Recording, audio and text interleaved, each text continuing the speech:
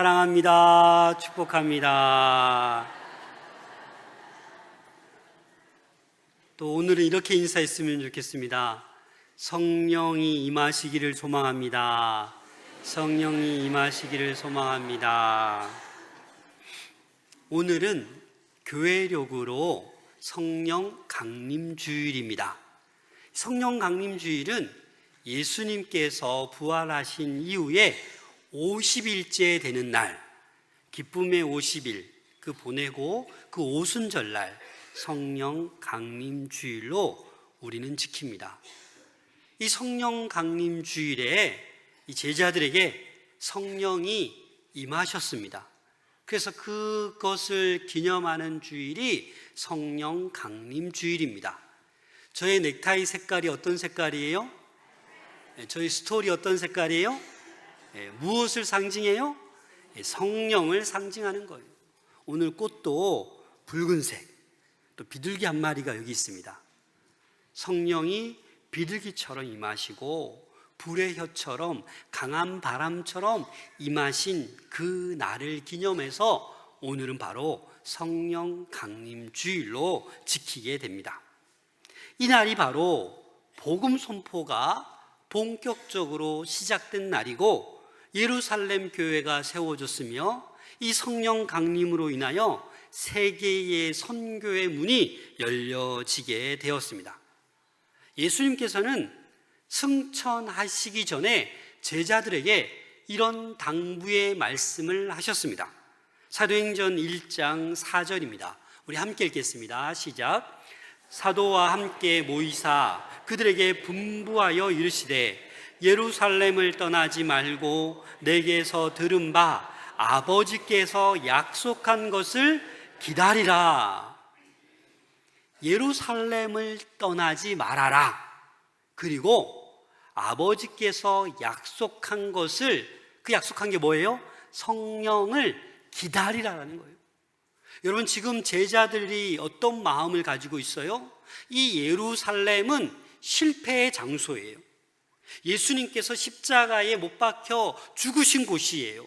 그래서 빨리 이곳을 떠나고 싶었어요. 왜냐하면 제자들의 고향이 어디입니까? 갈릴리예요. 굳이 이곳에 남아서 위협을 받을 필요가 없지요. 로마 제국의 억압 가운데 있었고 유대 종교 지도자들의 반대 속에서 언제 나를 잡으러 올지, 언제 나를 붙들어 갈지 그런 불안감과 위협 속에 굳이 예루살렘에 남아 있을 이유가 없습니다. 그런데 예수님께서 뭐라고 분부하셨습니까? 예루살렘을 떠나지 말고 아버지께서 약속하신 그것을 기다리라. 여러분 같으면 어떻게 했습니까? 그 말씀을 믿고 기다리겠죠? 그래서 성령은 기다리는 자에게, 말씀에 순종하는 자에게 임한다는 사실을 기억해야 합니다. 예수님께서 승천하시자마자 제자들은 야, 빨리 우리 이 부활, 이 승천 사건을 빨리 전하자, 빨리 가자, 이렇게 말할 수 있지만 예수님께서는 스탑, 가지 마라, 기다리라는 거예요. 왜 기다리라고 하실까요? 지금 너네 이 상태로 나가면 다 죽는다, 다 실패한다라는 거예요. 여러분, 전쟁에 나갈 때 뭘 가지고 나가야 돼요? 빈손으로? 총이나 칼을 가지고 가야죠. 근데 전쟁에 나가는 용사가 빈손으로 나가면 어떻게 해요? 죽는 거예요. 그냥 목숨을 쉽게 잃어버리는 거예요. 그래서 예수님께서는 지금 그냥 나가면 안 된다. 성령의 능력, 성령의 권능을 받아서 나가야 된다. 그래서 지금 가는 것이 아니고 기다려라 라고 말씀하고 있는 것입니다. 그리고 예수님께서 부활하시고 승천하시기 전에 마지막으로 제자들에게 주신 약속의 말씀이 오늘 읽은 말씀 사도행전 1장 8절입니다. 이 말씀 여러분들 다 외울 수 있으면 좋겠습니다. 오늘 여러 번 말할 텐데 여러분 다 외울 수 있기를 소망합니다. 우리 1장 8절 함께 읽겠습니다. 시작. 오직 성령이 너희에게 임하시면 너희가 권능을 받고 예루살렘과 온 유대와 사마리아와 땅끝까지 이르러 내 증인이 되리라 하시니라. 아멘. 성령이 임하시면 어떤 일이 일어날까요? 성령이 저와 여러분들에게 임하시면 어떤 일이 일어날까요? 지금 오늘 본문 말씀에 성령이 임하시면 세 가지 정도의 일이 일어남을 볼 수 있습니다. 그 첫 번째가 성령이 우리에게 임하시면 뭘 받아요? 권능을 받는다라는 겁니다. 권능. 여러분, 이 권능이 뭡니까? 헬라어로 이 권능이라는 단어는 디나미스예요. 그런데 영어로 말하면 뭐냐면, 여러분, 다이너마이트 알죠? 다이너마이트가 뭐예요? 폭발하는 거잖아요. 그래서 이 권능이라는 말은 성령이 우리에게 임하시면 이 폭발물과 같은 강력한 힘, 멈출 수 없는 하나님의 능력을 이야기하는 거예요. 인간이 어떤 인간적인 지혜나 기술이 아니라 초자연적인 하나님의 능력을 이야기하는 거예요. 그래서 이 성령의 권능이 여러분들에게 임하시면 어떻게 돼요? 낙담한 자가 소망을 갖게 돼요. 두려움 가운데 있는 자가 담대함을 얻게 돼요. 약한 자들이 이 성령의 권능을 받으면 하나님의 도구가 되어서 쓰임을 받게 된다라는 것입니다. 여러분, 베드로 잘 알잖아요. 제자 중에 어떤 제자였어요? 수제자였어요. 그런데 예수님께서 체포되시자 쫓아가다가 여종이 너 예수님의 제자 아니냐? 라고 했을 때 뭐라고 대답했어요? 아니다. 나 모른다. 두려워서 죽을까봐 3번씩이나 부인했어요. 그 두려워 떨던 베드로가 어떻게 해요? 예수님의 부활을 목격하고 승천을 목격하고 기다렸다가 성령이 베드로에게 임하시자 어떤 일이 일어납니까? 그 부인하던 베드로가 담대하게 수천 명 앞에서 복음을 전하는 거예요. 너희가 십자가에 못 박은 예수님이 하나님께서 살리셨다라고 복음을 담대히 전하는 거예요. 그러자 어떤 일이 일어났습니까? 3,000명이 회개하고 돌아오는 놀라운 역사를 우리는 사도행전을 통해서 볼 수 있게 되는 거예요. 그래서 성령의 권능이, 성령의 능력이 우리에게 임하면 어떻게 된다고요? 두려움이 사라져요. 야, 나 어떡하지? 나 아픈데 어떡하지? 나 이 병 못 고치면 어떡하지? 나 이 시험에 떨어지면 어떡하지? 나 진급 안 되면 어떡하지? 늘 우리 삶 속에 온갖 두려움이 있잖아요. 성령의 능력이 임하면 그 모든 두려움은 사라질 줄로 믿습니다. 디모데후서 1장 7절 말씀을 3번역으로 함께 읽겠습니다. 시작. 하나님께서는 우리에게 비겁함의 영을 주신 것이 아니라 능력과 사랑과 절제의 영을 주셨습니다. 그렇습니다.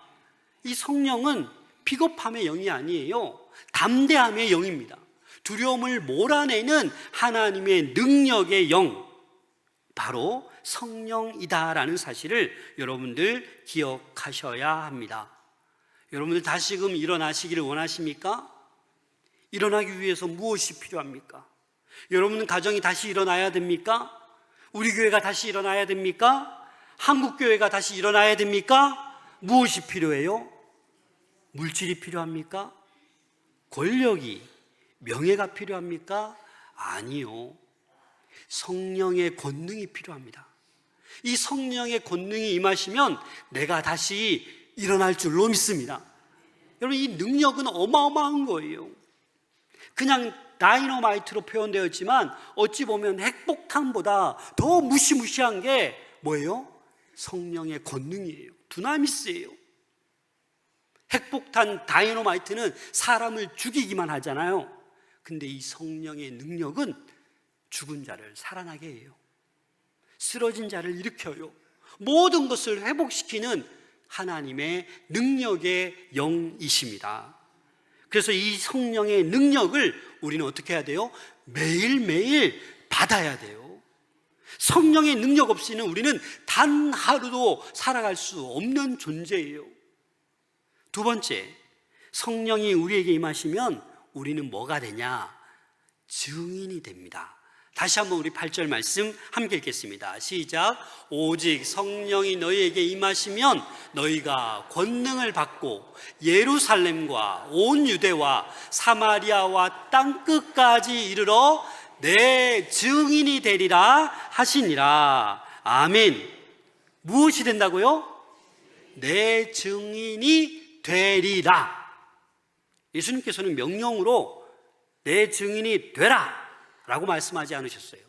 내 증인이 되리라, 미래형으로 말씀해 주셨어요.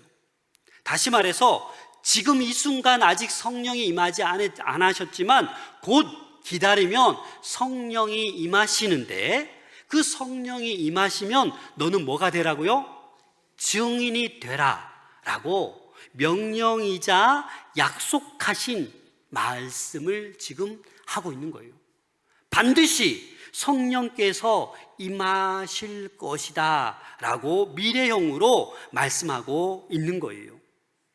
사실 저와 여러분들은 선택할 여지가 없어요. 성령이 임하시면 우리는 뭐예요? 예수님의 증인이 되는 거예요.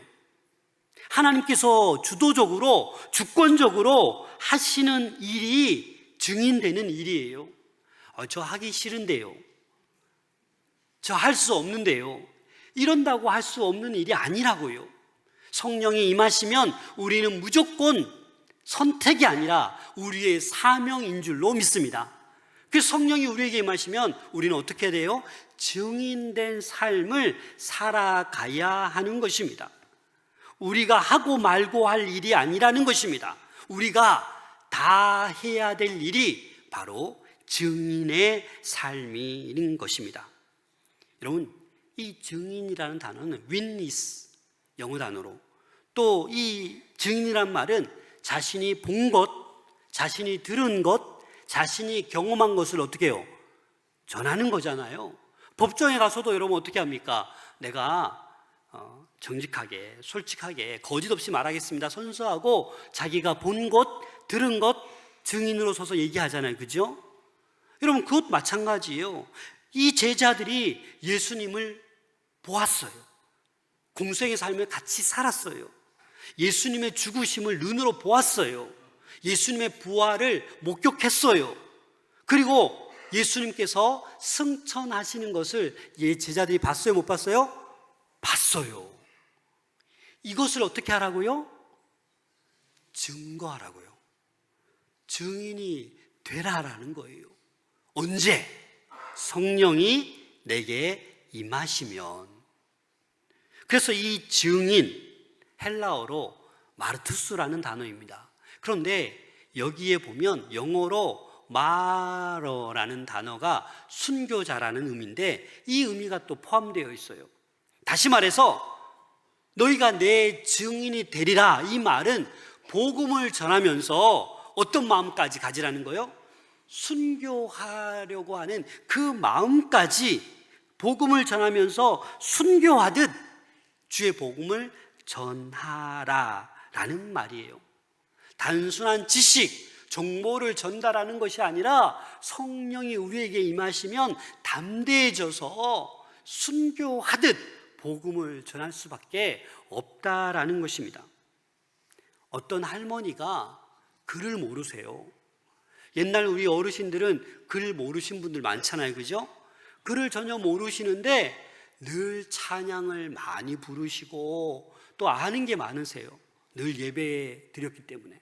그래서 그 마을 아이들이 모이면 밥을 해주는 거예요. 굶어 이렇게 잘 끼니 못 챙긴 동네 아이들을 불러다가 밥도 먹이면서 찬송가를 늘 불러주면서 예수님 이야기를 계속 해준 거예요. 그런데 이 아이들 중에 커서 3명의 목사가 나왔대요. 그래서 이 목사가 된 이분들에게 물어봤대요. 그러니까 할머니가 우리에게 어렸을 때, 배고팠을 때 예수님을 소개해 주셔서 우리가 믿음이 생겨서 이렇게 목사가 되었다고. 그럼 얼마나 놀랍습니까? 지식이 필요한 게 아니에요. 말 잘하는 게 필요한 게 아니에요. 그 할머니의 어린 아이들의 굶주림을 돌보면서 그냥 예수님 이야기를 삶으로 드러낸 거예요. 그러니까 놀라운 역사가 일어나는 것이에요. 기독교 신앙은 단지 교리를 아는 것이 아닙니다. 예수님과의 인격적인 만남으로 그 놀라운 만남의 경험을, 그 사랑의 경험을 전하는 것이 복음을 전하는 거예요. 우리 삶 전체를 통해서 예수님을 드러내는 삶, 그것이 증인된 삶인 것입니다. 사도행전 5장 32절 함께 읽겠습니다. 시작. 하나님이 순종하는 사람들에게 주신 성령도 그러하니라. 우리는 이 일의 증인이요. 이 일이 뭡니까? 예수님의 죽으심과 부활을 얘기했어요. 바로 앞에. 그래서 우리는 예수님의 죽으심과 이 부활의 증인이다라는 거예요. 그리고 어떤 자들에게? 순종하는 자들에게 뭘 주신다고요? 성령을 주신다고요. 그 성령조차도 증인이라는 그 고백을 지금 하고 있는 거예요. 사랑하는 여러분, 말로만 전하는 증거에서 우리의 삶으로 보여주는, 섬김으로 드러내는 그러한 주님의 복음의 증인된 자로 살아갈 수 있는 우리 모두가 될 수 있기를 소망합니다. 목사만, 선교사만 복음을 전하는 것이 아니에요. 우리 모든 성도는 복음의 증인으로 부르심을 받았기 때문에, 성령이 우리에게 역사하셨기 때문에 우리가 예수님을 나의 구주로 고백할 수 있는 거예요. 그래서 이 자리에 앉은 사람들 가운데 복음을 전하지 않아도 될 사람은 있다 없다? 없다라는 거예요. 그래서 세상에 나가서 예수님의 증인된 삶을 정직하게, 성실하게 그렇게 살아갈 수 있으셔야 합니다. 우리 교회 성도들을 가만히 보면 우리 교회 표어가 뭐예요? 복음의 증인이. 그러다 보니까 복음을 전하는 성도님들이 많아요. 어떤 3인 전도대는요, 정말 열심히 요일을 정해놓고 열심히 찾아가고 복음을 전합니다. 어떤 3인 전도대는 이름만 적어놓고 거의 활동을 안 하는 3인 전도대도 있는 것 같습니다. 여름에 푹 쉬시고 가을에 언제든지 이 3인 전도대 하나님과 약속하고 결성했으면 한 주에 한 번이라도, 몇 주에 한 번이라도 복음의 증인의 이 사명을 감당할 수 있는 여러분들 될 수 있기를 소망합니다. 그래서 오늘날 정말 북한 지하교회 성도들 보세요. 진짜 복음의 증인들 아닙니까? 목숨 걸고 지하에서 예배드리고 있는 그 북한의 숱한 백성들 얼마나 많습니까? 우리가 직장 생활을 해도 정직하게, 신실하게, 또 어떠한 고난이 와도 포기하지 않고 예수님의 향기를 드러내는 그 삶, 그게 뭐예요? 섬김의 삶, 복음을 드러내는 그런 삶이 되는 거예요. 자, 그리고 세 번째, 성령이 우리에게 임하시면 선교적 삶이 시작됩니다. 지리적, 문화적 경계를 뛰어넘어서 가까운 곳에서부터 먼 곳까지 복음을 전하게 하십니다. 사도행전 1장 8절 말씀 다시 한번 읽겠습니다. 시작. 오직 성령이 너희에게 임하시면 너희가 권능을 받고 예루살렘과 온 유대와 사마리아와 땅 끝까지 이르러 내 증인이 되리라. 이 복음은 특정한 곳에 머물러 있는 게 아니에요. 예루살렘에만, 유대 땅에만, 이방 땅에는 안 돼, 이게 아니에요. 하나님의 복음은 어떻게 해요? 예루살렘, 온 유대, 사마리아, 땅 끝까지 전해지기를 원하시는 것이 하나님의 뜻입니다. 그래서 오늘날 엄청난 곳곳에 이 복음이 전 세계적으로 전해지고 있는 것입니다. 먼저 이 예루살렘, 이것은 뭐예요? 가장 가까운 곳, 우리 가족을 얘기하는 거예요. 우리 교회를 얘기하는 거예요. 그래서 우리 가장 가까운 곳에서도 아직 복음을 알지 못하는 사람이 있다라면 그 사람에게 어떻게 해야 돼요? 복음을 드러내야 돼요. 더 섬겨주고, 더 사랑해주고, 더 베풀어줘서 정말 내 가까이에 있는 자녀가, 가족이 복음을 경험할 수 있도록 그렇게 살아가야 된다라는 거예요. 온 유대는 뭡니까? 나와 배경과 문화가 같은 그런 이웃 사람들을 가리키는 거예요. 그러면 사마리아는 무엇을 가리키는 겁니까? 여러분, 이 시대에 사마리아는 어떤 땅이에요? 유대인들이 혐오하는 땅이에요. 무시하고 멸시하던 땅이 이방인이 사는 어디예요? 사마리아 땅이에요. 그런데 성령이 너에게 임하시면 권능을 받고 어디까지? 사마리아에게도 전해져야 된다라고 말씀하고 있는 거예요. 여러분, 솔직히 한번 말해보세요. 직장 생활하면서 또 주변에 만나는 사람들 중에 껄끄러운 사람이 있어요, 없어요? 아, 저 사람 정말 혐오스럽다, 저 사람 얼굴 좀 안 봤으면 좋겠다, 이런 사람 있어요, 없어요? 있잖아요. 좀 멀리하고 싶은 사람, 만나면 스트레스만 받고 불편한 사람 있어요, 없어요? 네, 있잖아요. 그런 사람을 어떻게 하라고요? 그대로 두지 말고 가까이 하라고요. 사랑해주고 또 베풀어 주라라는 거예요. 예수님의 복음을 전하라는 거예요. 왜? 성령이 임하면 사마리아까지 간다라고 말씀하고 있는 거예요. 여러분, 성령은요 회복의 영입니다. 성령은 화해의 영이에요. 내가 껄끄럽고 내가 혐오스럽고 보기 싫어도 그건 내 생각이고, 성령이 우리에게 임하면 어떻게 해요? 원수도 사랑할 수 있는 거예요. 멀리하고 싶은 사람, 정말 저분은 정말 안 마주쳤으면 좋겠다, 이런 마음이 변화되게 되는 겁니다. 경계선을 넘어서서 사랑할 수 있게 되는 거예요. 예루살렘과 온 유대와 사마리아와 마지막 어디까지? 땅끝까지. 여러분, 땅끝이 어디입니까? 좀 먼 곳, 다른 문화권, 다른 나라를 얘기하는 거죠. 저희 교회도 지금 선교지가 여러 나라에 있죠. 어느 나라예요? 몽골, 러시아, 베트남, 캄보디아, 네팔, 인도, 케냐, 남아공, 스위스. 다 맞나요? 예. 그리고 여력이 되면 저는 저 아메리카까지, 다른 전 세계적으로 우리 교회가 선교의 지경을 넓혀가기를 소망합니다. 그게 뭐냐면 뭐예요? 땅끝까지 가는 거예요. 그런데 이 오프라인으로는 한계가 있어요. 그런데 오늘날에는 어떻게 해요? 온라인 상으로, 다시 말해서 디지털 플랫폼은 유튜브를 통해서, 페이스북을 통해서, 인스타그램을 통해서 어떻게 해요? 복음을 전할 수 있어요. 오프라인으로 접근할 수 없는 그 곳곳, 전 세계 곳곳에 온라인으로 복음을 전할 수 있어요, 없어요? 있어요. 저의 설교를 아프리카에서 볼 수 있을까요, 없을까요? 이 시간 볼 수 있을까요, 없을까요? 있어요. 저희 교회 모든 설교는 유튜브에 다 올라가 있습니다.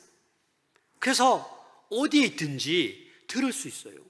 이게 바로 뭐예요? 소셜미디어의 놀라운 능력이에요.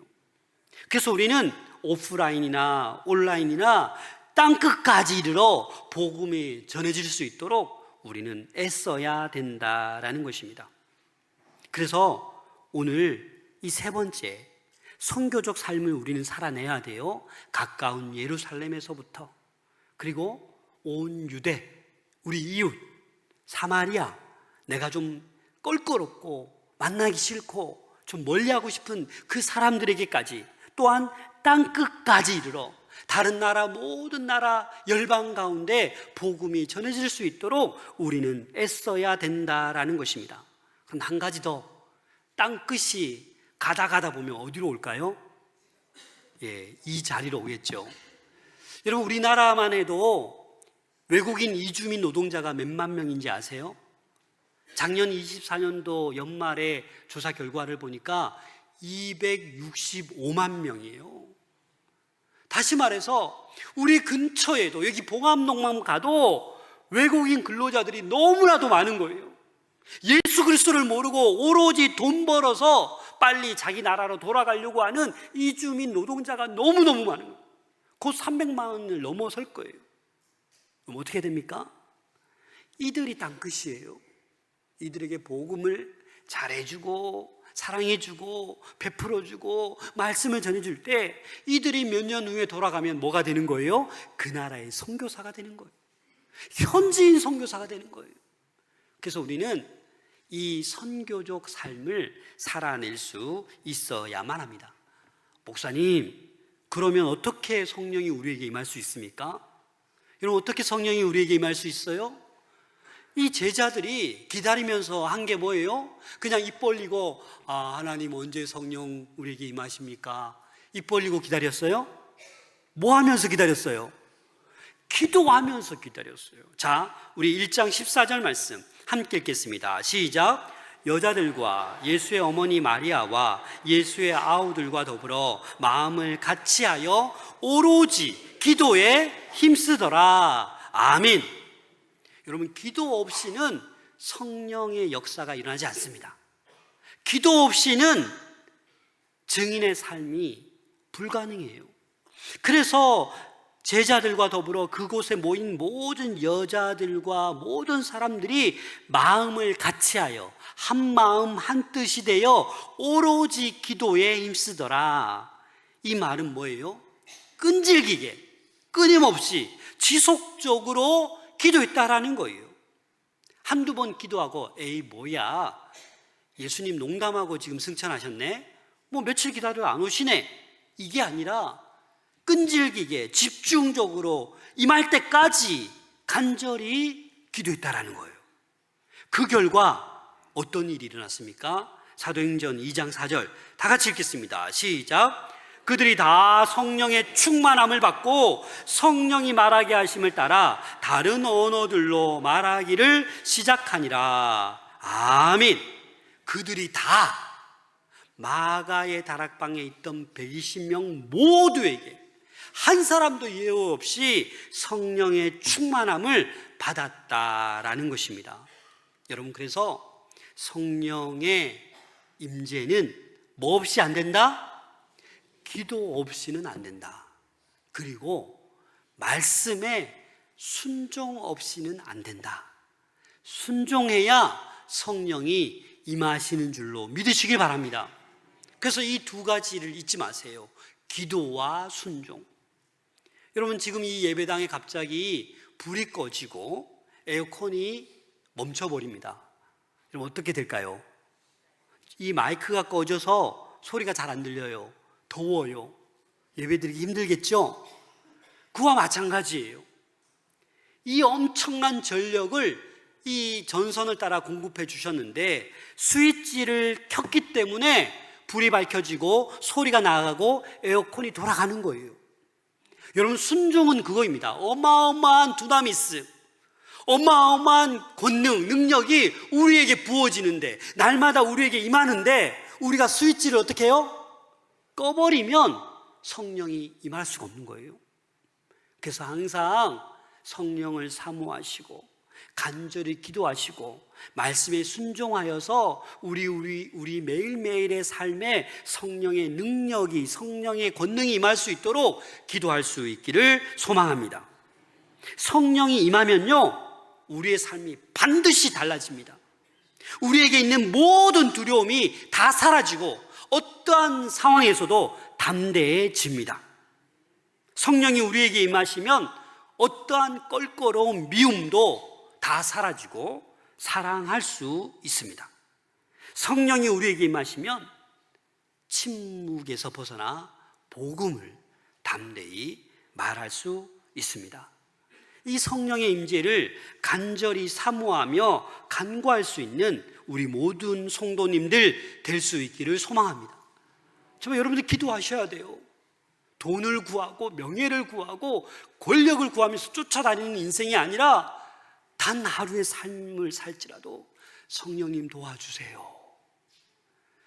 성령님 임재해 주세요. 성령의 능력으로 살아갈 수 있도록 도와주세요 할 때 여러분들은 하나님께서 높여주실 줄로 믿습니다.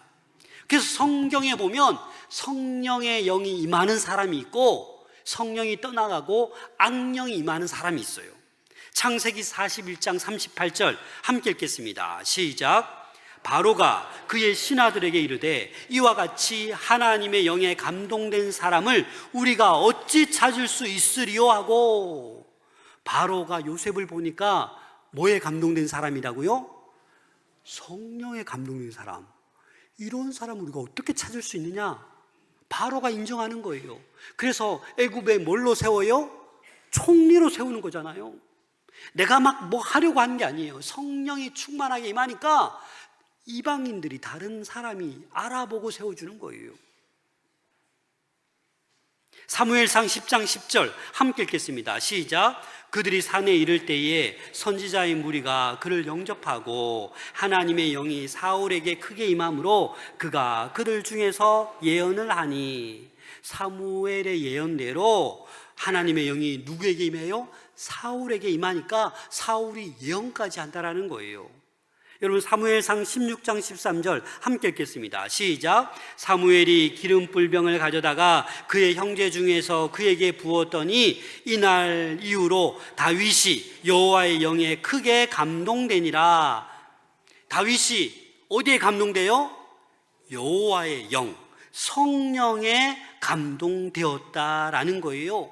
그래서 사도행전 13장 22절에 보면 내 마음에 맞는 사람이라, 내 뜻을 이루는 사람이 바로 다윗이다 라고 하나님께서 칭찬하십니다.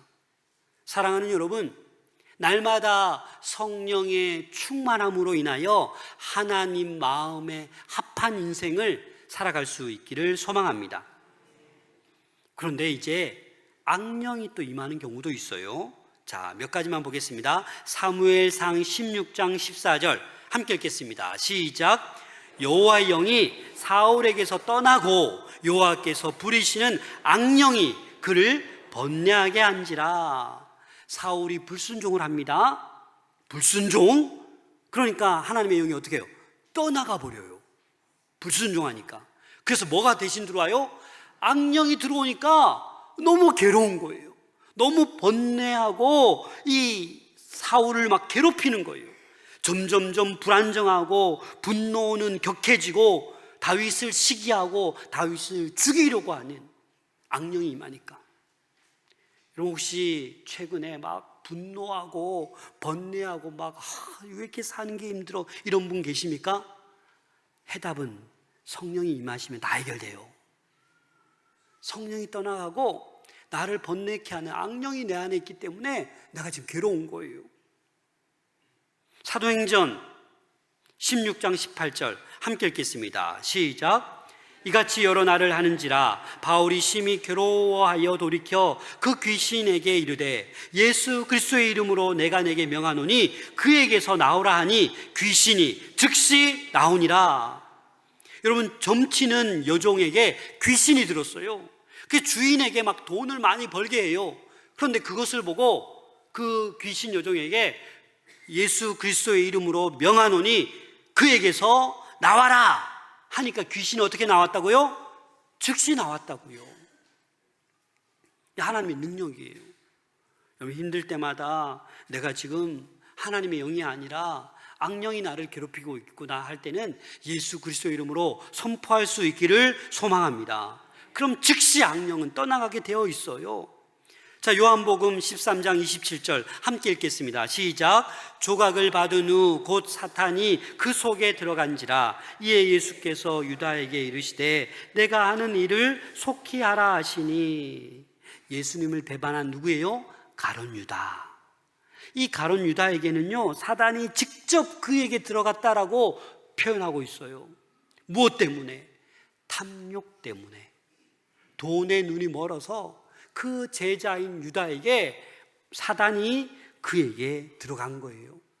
그래서 예수님을 배반하고 예수님을 팔아버리고 나중에 후회하고 결국 그의 인생이 마지막 자살로 귀결됩니다. 하나만 더 보겠습니다. 사도행전 5장 3절 시작. 베드로가 이르되 아나니아야 어찌하여 사단이 내 마음에 가득하여 내가 성령을 속이고 땅값 얼마를 감추었느냐. 아나니아와 삽비라가 좋은 의도로 땅을 팔아서 교회에 바쳤어요. 그런데 중간에 마음이 변했어요. 너무 많이 바치는 거 아니야? 좀 숨겨두고 요것만 바치자. 그게 뭐라고요? 성령을 속이고 사단이 그 마음에 가득해서 거짓말하는 거예요. 그래서 베드로가 그걸 알아채고 책망하자 아나니아와 삽비라는 그 즉시 죽었어요. 여러분 한평생 살아가면서 이제 남은 삶을 악한 영 사단에게 내 마음을 빼앗기지 마시고 성령의 임재하심으로 하나님의 권능을 받아 증인된 삶을 살아갈 수 있기를 부탁드립니다. 선교적 삶을 살아갈 수 있는 여러분들 될 수 있기를 소망합니다. 성령이 임하시면 담대함으로 변화됩니다. 나 중심에서 예수님 중심으로 자기 영역만 챙기다가 땅끝까지 세계를 바라보며 선교적 삶을 시작하게 될 것입니다. 사랑하는 여러분, 성령이 우리에게 임하셔야만 합니다. 그래야 권능의 삶을, 증인된 삶을 살아갈 수 있습니다. 저의 기도 제목 다 아시죠? 저의 첫 번째 기도 제목이 뭐죠? 1부 때는 많이 하셨는데 저의 기도 제목 모르세요?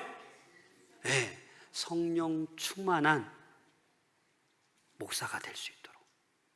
여러분 저도 성령이 떠나가면 아무것도 아니에요. 거짓 목자가 되는 거예요. 성령이 충만해야 여러분들 위해 기도할 수 있고 말씀은 준비할 수 있고 증인된 삶을 살아갈 수 있는 거예요. 목사만, 선교사만 복음 전하는 게 아니라 저와 여러분들을 다 구원해 주셨어요. 영생을 약속으로 주셨어요. 그래서 우리 모두는 성령의 권능을 날마다 받아서 두려워 쩔쩔매며 번뇌하며 살아가는 것이 아니라 승리하며 찬양하며 복음을 전하는 선교적 삶을 살아낼 수 있어야만 합니다. 성령의 능력을 경험하면 모든 것이 회복될 줄로 믿습니다. 고침받고 치유되고 담대해질 줄로 믿습니다.